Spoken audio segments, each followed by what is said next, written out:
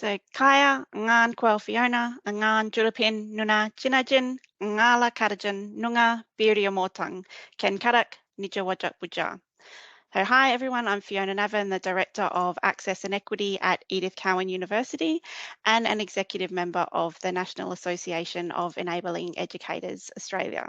I'd like to acknowledge that I'm on Wajak Noongar country today and also acknowledge the country that our presenters are on, Lisa Amerkianos and Rory Jeffs joining us, and also from wherever you might be joining us today, acknowledge the traditional owners of the country and recognise that Aboriginal and Torres Strait Islanders people's continuing connection to land, sea, waterways, sky and culture.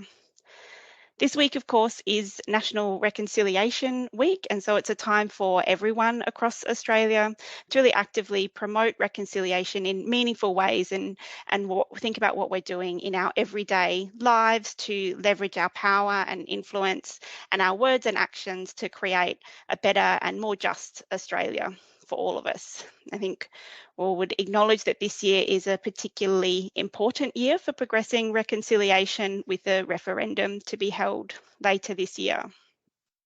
I also want to acknowledge that tomorrow is Mabo Day. So Eddie Koiki Mabo was a Torres Strait Islander activist who really played a pivotal role in the recognition of Aboriginal and Torres Strait Islander land rights in Australia. And so Mabo Day celebrates the date in 1992 when the High Court of Australia decided that terra nullius, or land belonging to no one, should never have been applied to Australia. And so as Eddie Koiki Mabo notes, Aboriginal and Torres Strait Islander people have been living on the land with their own languages, laws and customs long before Captain Cook was born. And so Eddie Koiki Mabo's legacy is as significant, serving as an Aboriginal and Torres Strait Islander determination and the power of individuals to bring about change.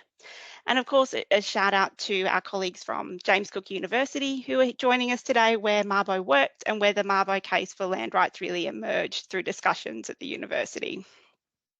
If you're not familiar with the history of Australia in your area, then I really encourage you to engage and learn about the history. And I think our webinar today and what we'll be discussing is really important, how we as educators can take action through our curriculum and through our teaching practices.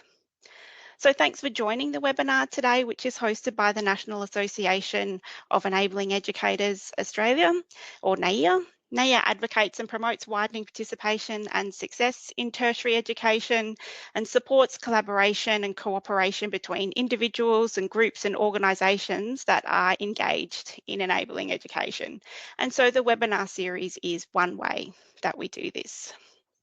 If you're not a member, I really encourage you to sign up for membership and be connected to educators across Australia. Membership has a range of benefits, including joining special interest groups that have their own sessions of sharing practice, regular updates and professional development opportunities, particularly focused in enabling education, small grants and participation in research projects, and of course our biannual conference.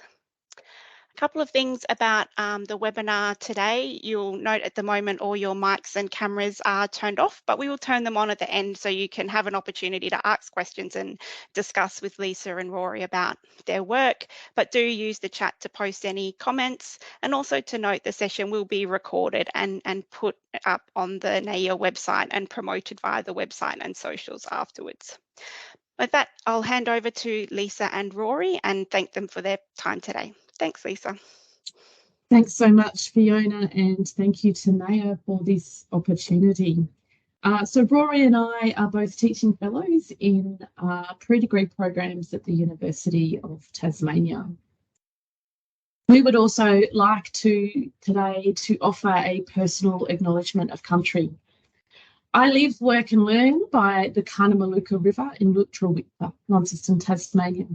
I grew up on Panaher, Liramarena country, Launceston and Northern Midlands regions, as well as Larapuna on the east coast, Bay of Fires. Rory lives, works and walks on the lands of the original owners of the Muanina people by the Tintamali, Minyana, River Derwent and under Kenyani, Mount Wellington in Nipaluna, Hobart. And I'm told that there's snow on Kanani today, this week. So growing up, we did not know the history of country we occupied.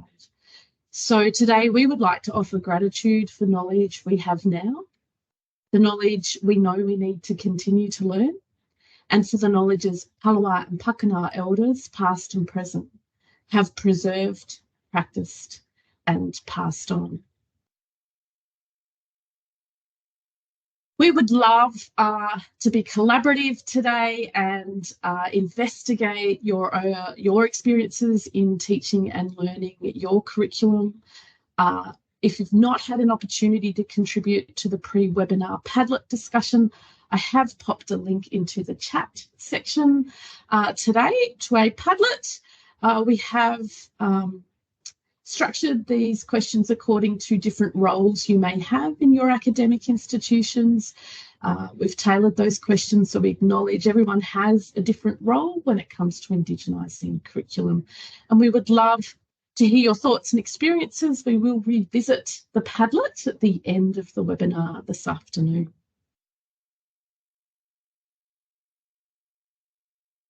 Okay, my turn. Welcome. So we previously presented on our webinar topic at two conferences, Teaching Matters at University of Tasmania in 2021 and the NAEEA conference last year, 2022. In these presentations, we described our journey as teachers in the university preparation program. We both co-coordinating a unit, UPP 014, Writing and Practice from 2020 to 2022. And we introduced Indigenous Australian content into a writing skills unit for pre-degree students. A decision for such a change was a response to the University of Tasmania's strategic vision 2019 to 24. And one of the 4 strategic priorities was to provide students with a place-based education. This means emphasising the uniqueness of studying in Tasmania and issues and topics relevant to Tasmania. Alluded to in this document was also to honour and acknowledge the history of Aboriginal Tasmanians, that is Palawa and Pakana peoples, as a foundation for that place-based strategy. So following the guidelines set by Universities Australia and also the 2021 Parental Review, the University of Tasmania is now committed to indigenising university curriculum, although notably without using the word decolonising it. But it has defined this process as, to quote, involve the embedding of both Indigenous epistemes, knowledges and content into the units offered with a degree program alongside existing disciplinary knowledge and content. The former Pro-Vice Chancellor in Aboriginal Leadership, Professor Guerzoni Walter and Dr. Michael Guerzoni have followed Mohawk scholar Castellano and argued that Indigenising university education, quote, means that every subject at every level is examined to consider how and to what extent current content and pedagogy reflect the presence of Indigenous peoples and the valid contribution of Indigenous knowledge. Quote, in terms of what has followed since this strategy, in the last couple of years, UTAS has introduced 2 new first-year bachelor elective units dedicated to local Indigenous curriculum, such as HUM 113 and HSS 103. They estimate that 50% of first-year undergraduates will complete one of these 2 units by the end of 2024. And there are also plans over the next 2 years for each university college to have a curriculum indigenisation working group to guide course development across all the disciplines. In terms of pathway programs though, UTAS does have a Marina program, which is an open entry course for Indigenous students, which now actually has adopted 2 of our own university preparation program units into its course structure. However, back in 2020, when we started thinking about this topic, there had been no official introduction of curriculum indigenisation for the pre-degree courses at UTAS.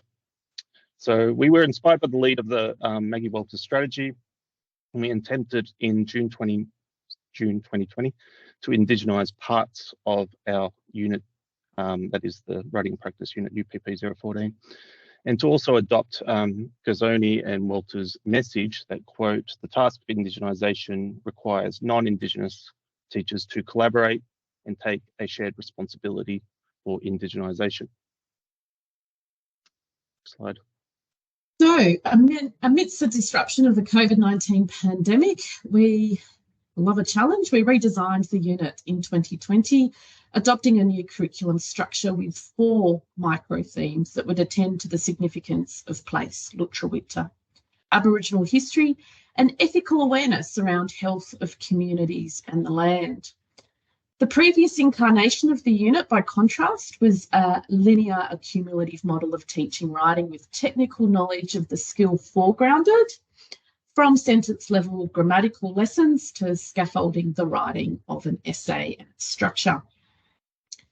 So the reason for introducing micro-themes in a writing skills unit was about engagement that would give our students a sense of buy-in into the unit. This, we hoped, would cultivate in our students a critical self-awareness and attention to values of place, diversity, and inclusion that would serve as a motivation for developing their writing skills. The journey also was notable in our need to adapt, change, and pivot our ideas and approaches to teaching enabling students. So, hence, we had to learn as we taught this content. We became learners. There was no prefabricated model to implement or evidence-based exemplars of good teaching practice in this particular model. Our first choice was to begin with the use of documentaries on racism in sport, the Australian Dream, for example, as a way to engage students. But over time, we tended towards a more historically concrete and place-based focus, with module content on Risdon Cove, Piara Kitina, the massacre in 1804, and the Cape Grim Pillory Kennauk massacre in 1828 to foreground the Palawa Pakana people's history and provide a more broader historical context to the micro-theme. Here, students would also engage in learning about historical consciousness and historiography in terms of making sense of distinctions between primary and secondary sources, but also the fallibility of how history is written and its lack of inclusivity. So the history wars debate, for example, and especially looking at First Nations history and perspectives and how they were excluded. Yeah, so more recently, we're taking a different approach to this topic. We're looking more national lens, future-oriented outlook by including content on the issue around Australia Day or January 26, and the issue also of memorialisation with relation to place names and public monuments, with the background there being the statue wars.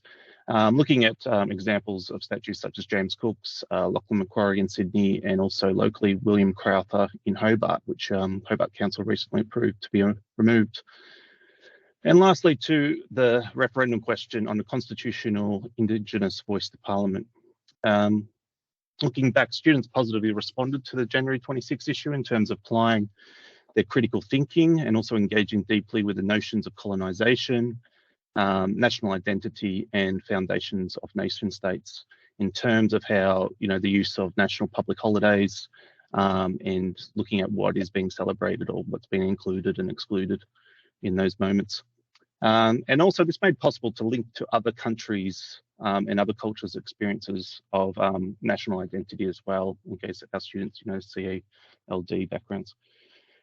It is on broader content examples where students appeared to show that they had more personal stake in the issue, as here we can raise questions around identity, place, and the future of the country. And with the memorialisation content, students tended to actually show a nuanced perspective where they were able to separate the issue of colonial monuments as problematic examples of memorialisation from monuments that honour those who died in service in world wars, such as Anzacs, or those who have protested and resisted colonisation, especially in the 19th century. Examples have been raised by Henry Reynolds and also Rachel Perkins, documentary, which was late last year, the Australian Wars. Next slide. Dilemmas, folks. What we've learned here is that Indigenisation of curriculum opens up both an anxiety over choice. For instance, what do we focus on or select as content material as teachers, especially as we teach across different disciplinary areas, being in enabling courses? Where do we start, or how do we structure the content? And of course, where do we get the time to prepare for that? And most importantly, we also need to know the sensitivities and the appropriateness of what we choose to be effective in teaching and learning. So consultation with community, especially if we're focusing on local Indigenous place-based content. So on the first dilemma, student engagement is central. The use of concrete examples, especially something that is debated and discussed in our current public sphere, we've found facilitates conversation and civic historical consciousness. It gets the discursive classroom moving before we get into the writing. So January 26, local statutes and constitutional change. And this has been supported by Emily. Many of our students, obviously from different age groups and different ethnic and language backgrounds, nevertheless tend to be consuming their media through narrowcasting and social media platforms that are in some way blurring or challenging the academic gatekeeping of knowledge and information, which may lead to a plurality of viewpoints, but it can also make it difficult for teachers to affirm the value of a central or core civic issue for them, like constitutional change, if they have no knowledge of what the Constitution is, how it functions, or how our parliamentary system functions. On the second dilemma, this was the one where teachers as learners was best exemplified. The design of the module on Aboriginal history was significantly altered in February 2021 after deep consultation with Jodie Haynes from the Riawana Centre of Aboriginal Education at UTAS. And a shout out and thank you to Jodie. Jodie let us know that Pilbara, Kenneuk or Cape Grim in the northwest of Tasmania was not an appropriate choice of event due to the Palawa Pakeha people still going through a healing process. So we needed to pivot. We quickly decided to remove that content and introduce material on January 26th, commemoration and the idea of truth-telling. We were also informed by one Aboriginal student that they did not feel comfortable watching the Australian Dream documentary due to their own family experiencing significant racism in similar contexts in grassroots local footy clubs in Tasmania. So this situation taught us that although we're presenting publicly relevant issues, the experience can be incredibly personal to some of our students, and we need to be sensitive to those experiences, have additional material ready and be ready to pivot. The issues we had around providing culturally safe content showed us the primary importance of consultation with local Aboriginal groups, representatives and elders, and building relationships with them.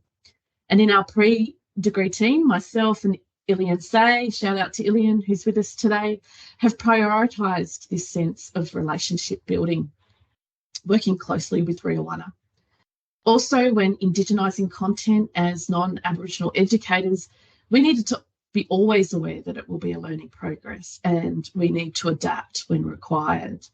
However, as consultation or relationships are important, we found we couldn't rely or be dependent. This is not to say that we don't do the work. We cannot be dependent on local Indigenous educations or organisations to do the work for us.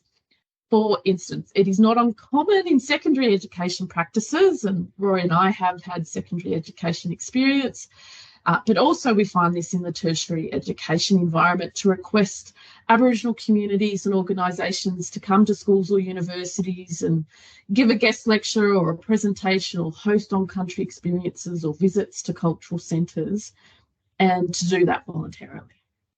So it appears to be little known that using cultural knowledge holders or access to their resources without providing financial remuneration or some form of reciprocity for the service may actually be highly inappropriate.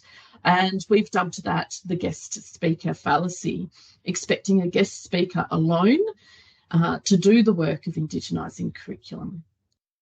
So a way to navigate such a dilemma is to prepare your Indigenising of content via consultation before you deliver such content, and that can minimise the risk of tokenism, and to do your own reading and research. But to do so in a way that also does not rely on guest speakers doing the delivering. So we think this method can actually mean being an ally without attributing to oneself as speaking on behalf of First Nations or Aboriginal peoples. Vulnerability. So yeah, the key message here of our webinar, and I think also the previous papers we did, has been to not shrink away from facing these dilemmas. That is, thinking that the indigenisation of curriculum will be too difficult a problem for a white Anglo institutionalised teacher to effectively practice, or worse, will be resented by some who think it is just another exercise of white guilt, or that non-Indigenous students will be unnecessarily discomforted by it. How we go forward requires a sense of courage and willingness to risk getting it wrong. But more importantly, the white English as first language teacher has to be vulnerable in this process. As argued by Erin Gilson back in 2011, vulnerability in teaching practice begins by first accepting, despite how much you actually may know, that you are not the expert. That is, assuming the figure who often students project to bear the knowledge and to transfer the knowledge to them, to which some have added of being the sage on the stage. Yet there are many obstacles to accepting vulnerability as a teacher, especially in enabling courses. In terms of being vulnerable when teaching Indigenous content, Guerzoni noted non-Indigenous academic teachers have, quote, fears of making mistakes, which are paralysing action. And this is one of Gilson's examples of being vulnerable. That is, an openness to being wrong, as our own practice was wrong, as Lisa's already reflected in some ways, as it made assumptions of what is appropriate or what Indigenous advocates would want us to do, or in the risk of letting students seeing in us an ignorance. But at the same time, we were also consciously aware that by modelling the figure of the white educator as such itself as vulnerable, or as a fellow learner, which echoes Paulo Freire's argument pedagogy of the press, one of the few texts I still read from my teaching diploma, that a teacher whose aim, if that's their aim, is emancipatory, they should be positioning themselves as fellow inquirers along with their students. When it comes to introducing Aboriginal knowledges, language, history and culture into pre-degree classrooms, as teachers and learners, we still have that power to cultivate an active learning space in the classroom, and one in this case where we all accept that we need to listen. To you, Lisa. So let's talk decolonisations, and we do mean the plural. So of course challenges remain and will persist. We know that in discussions of decolonising the university, there has also been literature that has emphasised white Caucasian teachers and their need to decolonise the mind. So this notion can be relevant to teachers who are planning to indigenise curriculum. And even Freire also emphasised teachers need to be self-aware of how they learn, how their knowledge can be culturally shaped before they can begin to teach. But as colonisation is a structure and not simply some past event in a previous century, and I would almost go so far as it is a process as well as a structure, there is still a need for non-Indigenous educators to undergo their own journey and confront their own identities and past education experiences as shaped by colonising structures and processes of knowledge production. You cannot expect your institution to train or guide you, at least sufficiently, in understanding the importance of Indigenisation or problems of whiteness. There is a good deal of this work that is interior. You must lead yourself. The structural aspect, though, is a sticking point, as we found when it comes to questions of how do we decolonise a classroom, especially for higher education space, is possible outside a traditional Western pedagogical model. How do we decolonise writing itself if there are plural forms of academic or formalised modes of writing, not necessarily meaning languages? We may indigenize some of our content, but we still stick to that form, a singular form of academic expression the essay, and might we add one particular historical iteration of that essay form. On the latter, we know that there are institutional demands that require learning outcomes and standards that are subject to institutional regulations set by TEXA and governments. So skills such as writing and research are quite inflexible currently. However, I think all tertiary educations are now looking at this, even as we face more disruptive forces in our field, such as generative artificial intelligence. There still needs to be, at the least, more, in Nakata's terms, cultural interface in this space if we are to work between different knowledge systems. And our collaboration with the Marina Enabling Program offers us a path in that direction here at UTAS that may offer further enabling of Indigenous students to walk in both worlds. In spite of the aforementioned dilemmas, there are benefits to Indigenising curriculum for enabling students. For instance, we found the possibility of engagement was raised in our education spaces and that a shared sense of learning was experienced, and students showed their appreciation of it. Even if experimental in its nature, and in our case quite episodic, we can testify that a pedagogical standpoint of epistemic vulnerability can be fruitful in the space of enabling education, where student experiences with education systems and institutions are often alienated. We understand the need to empower our pre-degree students as they are often at risk of education and socio-economic disadvantage, supported by data in Tasmania. Supporting students through opportunities to voice and represent their sense of identity through writing practice and transferring that into more analytical expressions of critical thinking, we believe leads to a broader model of enabling education delivery that produces those empowered and empathetic kinds of students. But this support, we think, can only work best and more authentically, perhaps, if it takes this vulnerable standpoint and incorporates a localised and Indigenised curriculum, which reinforces that need for the vulnerability as teachers. So where do we take this knowledge? What kinds of strategies can we bring to our curriculum? We would recommend assessing your current content. What topics are covered in your subjects? What theoretical and conceptual lenses are they approached from? Whose scholarship and perspectives are included and whose are not? What are the gaps in content? Indigenising content may not actually be about the what, but about the how. How are you delivering your subjects that includes Aboriginal or First Nations ways of knowledge building? We absolutely recommend doing your own homework first, reading and research, and we do have some texts coming up to recommend. When you need to consult with Aboriginal or First Nations colleagues or community groups, be prepared to do that work yourself first, to bring ideas and to be aware of cultural protocols and values.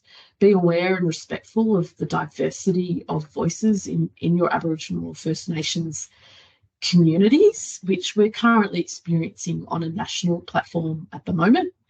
So as Tyson Yunkaporta asserts in his book Sand Talk, I can speak of the knowledge, but not for it. Develop relationships with key stakeholders. Ensure you're not just consulting, that stakeholder engagement is not just transactional, but it is actually an authentic relationship of mutual benefit. The sharing of knowledge, of time and commitment to the values of Indigenising curriculum for reasons beyond filling a strategy document or an institutional policy or just ticking a box.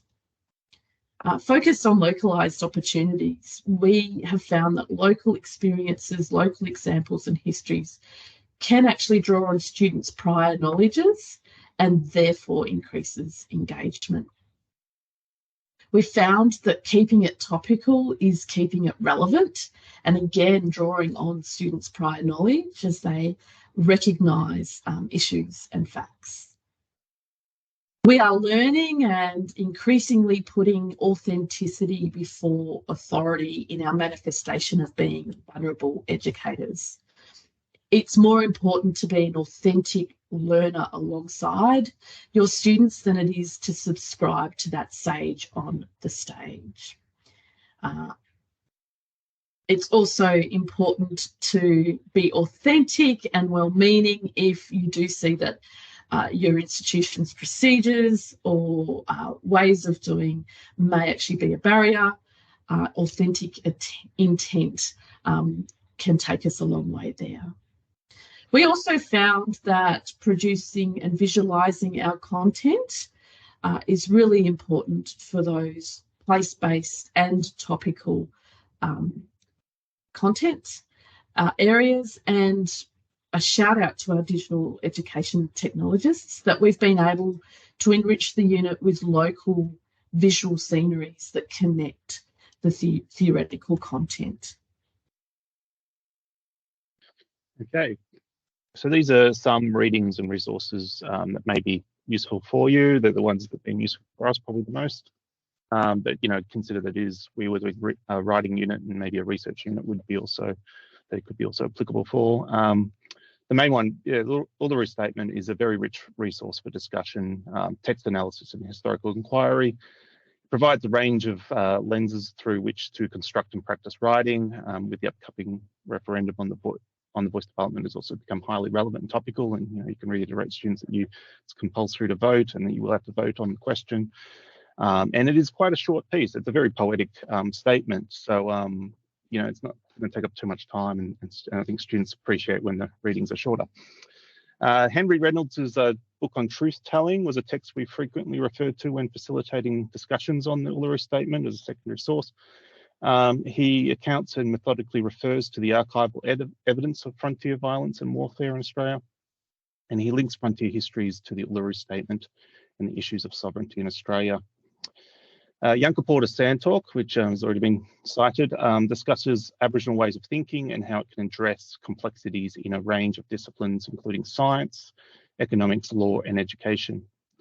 Yankaporta asserts that embracing Aboriginal knowledge is going beyond the what and participating in the how of knowledge building, as mentioned at least before.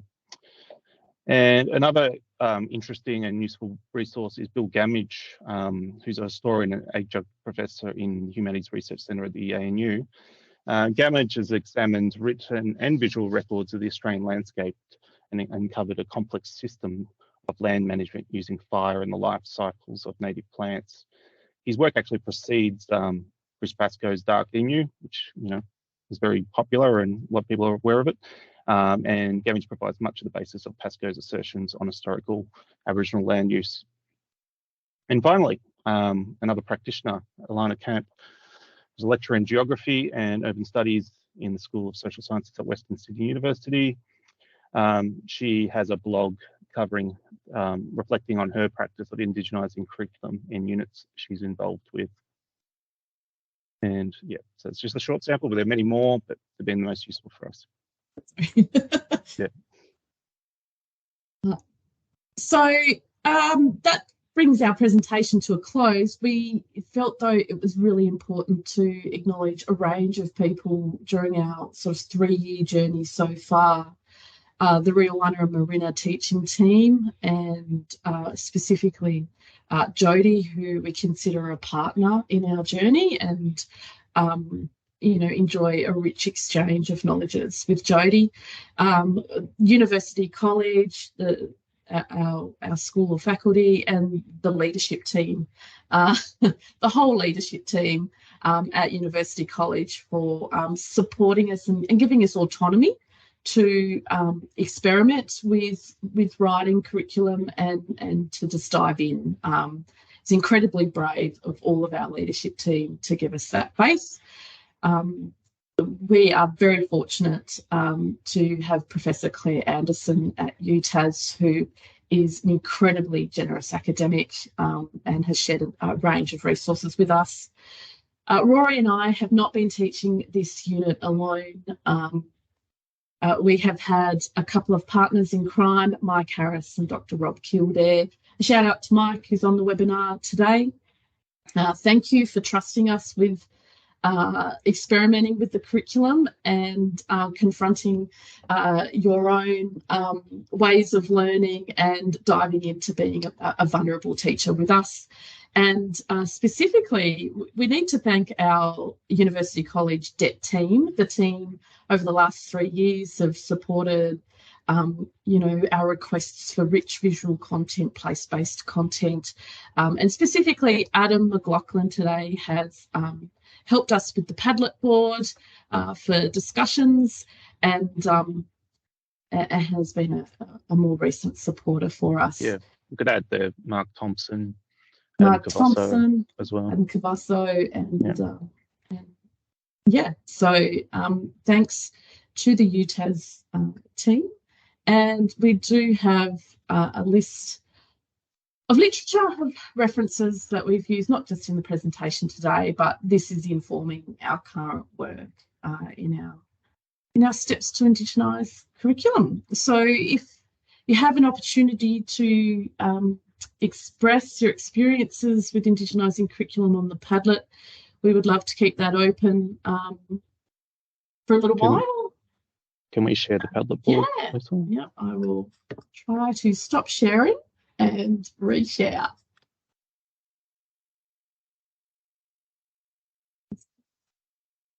Work. Going to the next step.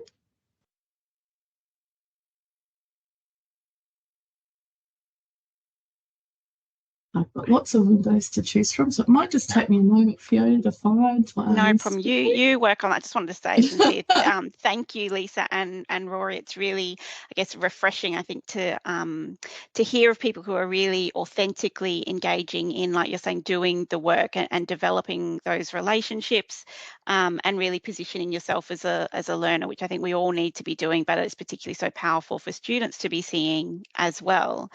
And I think you should be commended really on that really contemporary focus that you're taking to the work that you're doing in the unit. And I think it was, for me, really interesting to consider that the kind of the healing processes that our communities are still going through and what that actually means for what we should be covering or how we talk about things within the classroom as well. I think I'm probably interested to hear your thoughts on, you've clearly been through quite a journey through this whole process yourselves in terms of learning and thinking through what you would do and how you would talk about this in the classroom, but wondering if you had like casual staff coming in, or if you have casual staff who haven't been on that journey, how you would position that or how you would support them, that kind of thing. Absolutely. It's a good question. It's a great question, because we're very limited. Obviously, time is a very kind of limiting barrier for casual staff in our industry across the board. I think it would be really important to have a personalised approach and to have conversations with incoming casual or contract staff to say, to essentially induct them into the why and how of what we're doing. That would probably be my first step. Obviously, we've got to be careful due to time for casual and contract staff to demand a tranche of work that they do just to prepare themselves. I think the best that we could do is encourage them to, if they haven't already, not making the assumption that they haven't, but to start a journey of reading and introspection. I think that would be an important step as well, and to be available for regular conversations about it. I think Indigenising curriculum has to be a highly experiential process. It has to be quite a personal process. We can't take a sort of a purely textual approach to it. We can't read a bunch of articles and think that, we can do it now. It is about the conversations, it is about the interactions, it is about the engagement with one another and with different communities. Yeah, we actually haven't had a casual teacher in the unit. Yeah. But, yeah, I think that'd be a sense of preparedness probably going into teaching this as a casual and having some values around indigenisation of curriculum generally. Yeah. Yep. Yeah. And Victoria, thank you for your commentary just in the chat there. I noticed that you've found very similar principles in your recent PhD of trauma-informed teaching adults learning English as an additional language. We didn't have time or space to kind of talk about our EAL student experience, but what we did find is a greater level of engagement, and it opened up conversations with our EAL students, conversations around national identity, particularly the January 26th topic around what they value in their migrant experience and what they value as being a new Australian. That provided really rich discussion in the classrooms. It would. I've noticed that myself. On one hand, they feel like, oh, we should celebrate Australia Day. We love Australia. We're proud. But then they also, if and when they're aware of what the date means, then they're very interesting conversations, and they're very respectful. And I found with my refugee background students who are from Africa, no matter what their level of English, they know the word colonisation. Yes, that's one of the the first words they know. So they are acutely aware of this kind of thing. Yeah, and what it means for the people. Yeah. Yeah, for the Indigenous people. We contextualise Australia with the 19th century and Scramble for Africa and project of colonisation around there. Just this semester, I had some amazing conversations with some Sudanese Australian students who, it became a process of them educating other students, the classroom, about their experiences of colonisation, their perspectives, and then that actually, gave us, a great kind of level of content in terms of comparison of experiences. Yeah, exactly. Yeah. Thanks so much. Thank you. Actually, it was interesting. We had an essay question around, if you change the date, do you change also the meaning of a national holiday? And some students wanted this idea of a multicultural day or a harmony day. I think I remember one student saying, "Why this wasn't Harmony Day, which is March 21, isn't it? Be the national kind of day." So the day that see that perspective. So there were student perspectives, but Harmony Day to them was far more inclusive, symbolic, and in its symbolism. It's a good point, Rory. Really happy to open up to the rest of the group. You're now able to turn on your webinars and cameras and ask any questions. Got a post on the board. We do. We have a Padlet post. Good. Actually, once one starts, more come. Without having to provide professional development to staff. So we have a question around Indigenising curriculum and the uptake of content by a range of tutors without having to provide professional development, and modules focus on neat bundling rather than fluid narrative.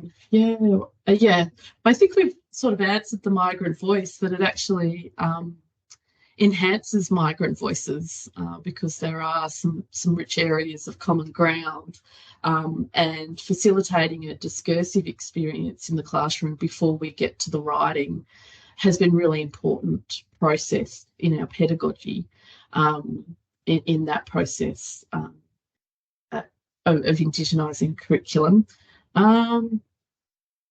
Look, without providing another PD, I think Indigenising curriculum, I don't know if you agree with me, Rory, but Indigenising curriculum does require learning. That's part of the vulnerability, that it requires time to learn, it requires time to engage. I don't know what your thoughts, Rory, would be. No, I agree. I think that's kind of the message. It doesn't...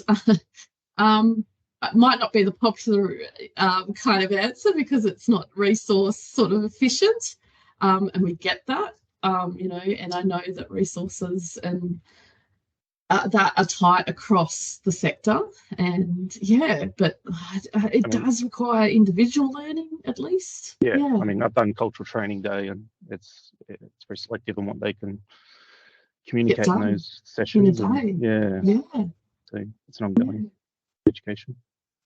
Sherry. Oh, Sherry has a question.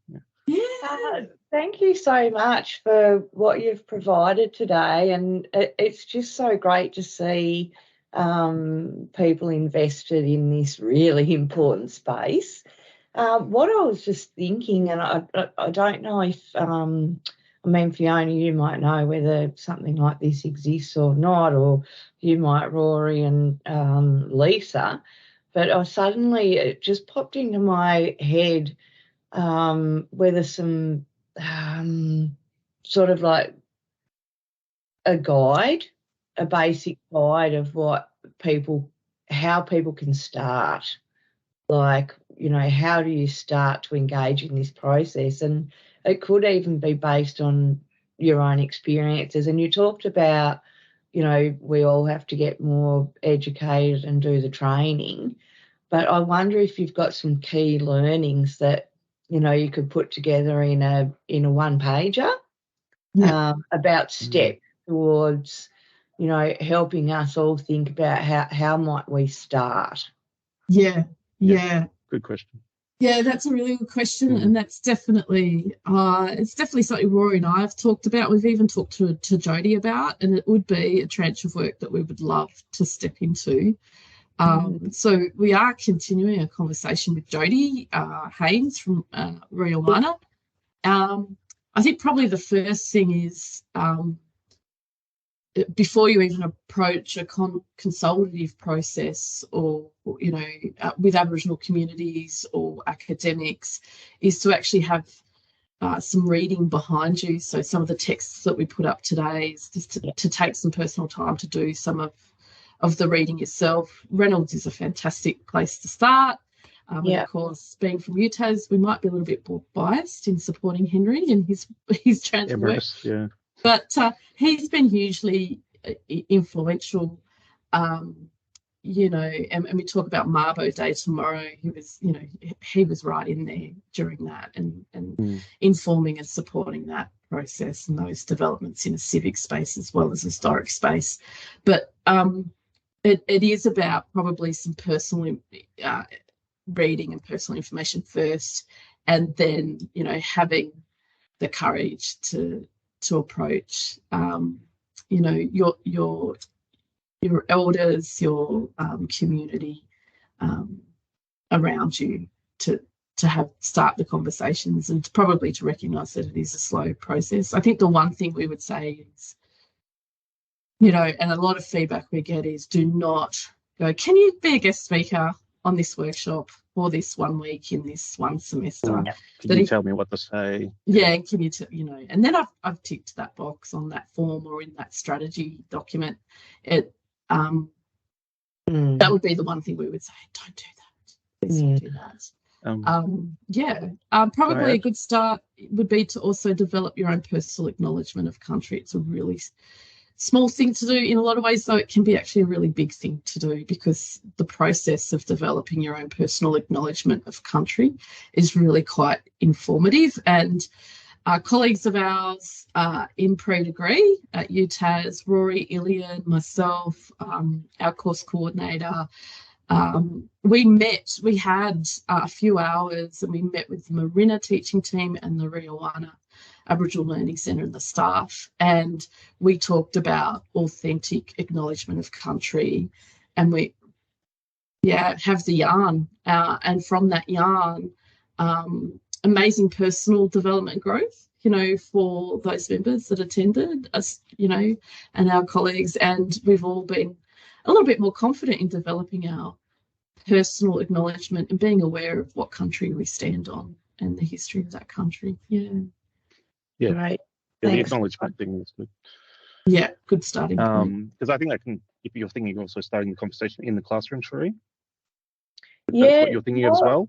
I think too, like there's, for me, I guess, and I'm just going to speak honestly, sometimes I'll get a little bit nervous what if I approach it the wrong way. you're scared of offending or not doing something the right way. I think that's a fear. And when you talked about courage, I think with that courage is also confidence, but that could be improved on, like, if I actually were to engage more in getting more educated and looking at good practices myself. So I find it, I think it does fall on us to sort ourselves out and do that work. Yeah. I was just going to add, like, I think that's where you can start the vulnerability, show that you lacked the knowledge in your, past, and what little you knew as a child or in your school, and usually students kind of contribute at that point. They say, well, I didn't know much either. You're already kind of sharing some of that. So that's a massive conversation I think that we have almost every semester. We have students talking about, well, this wasn't in school. So that's just entrenched its importance, I think, in our curriculum. It's part of the enabling journey for our students. Thank you. Someone's got their hand up. Ilian, I think, has got a hand up. Yeah, that's right. So this is sort of in response to Sherry's question, and thank you, Rory and Lisa, that was really great.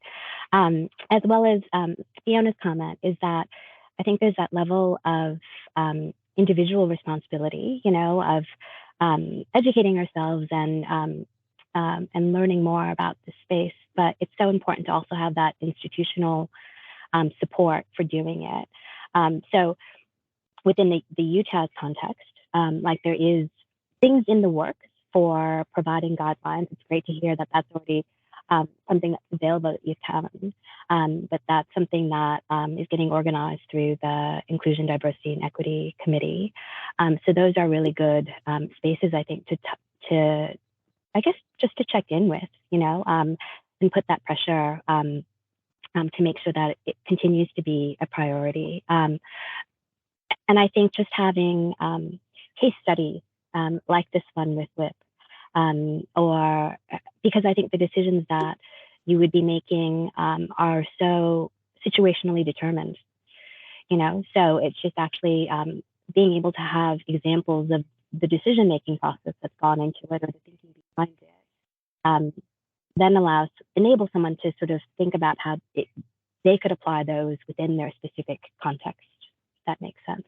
So so I don't know, Lisa and Rory, if you'd want to share this case study, with the committee, that would be really helpful, just to have another model for how to do it. There are going to be various models out there. Sorry, Lisa. And 100% agree that our position has been unique. Like we said, thank you so much to the University College leadership team, from our course coordinator through to the head of the school, and our associate head of learning and teaching, 100% supportive of the work that we're doing. But we recognise that support is not necessarily reflective of everyone's experience in navigating that. The first place I would go institutionally would be to, does your institution have an Aboriginal strategic plan? And if that's not being enacted, strategic plans are meant to be dynamic, they are meant to be enacted, then, disrupt, question. If we've got that document in our institution, which we are able to link back to and refer to, and our college has an Aboriginal engagement plan as well that we're able to link back to and, base our purpose on. So maybe that's a good starting position too. Yep.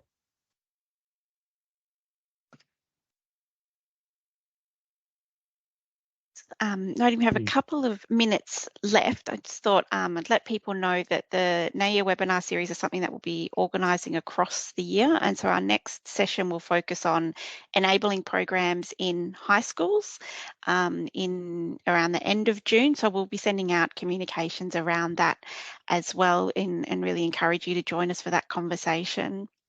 And as well, to keep this one going, I'm sure Lisa and Rory would be really happy for you to reach out to them to have any conversations and keep learning. And really thank you for sharing your fabulous work with us today. Thanks so much, Thanks, Fiona, and thanks again to Naya. And yep, keep posting on the Padlet. We'll spend some time this week jumping on and responding. So Thanks everyone for cheers. coming.